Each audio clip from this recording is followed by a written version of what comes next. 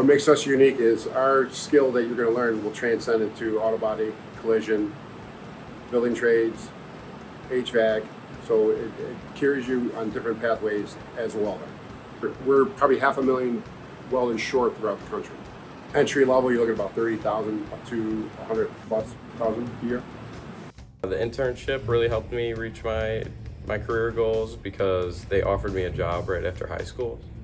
The best part about this program is getting to learn a valuable skill set without having to pay for a college. I chose welding program because it's a very hands-on trade. It is a very helpful and learning-friendly environment.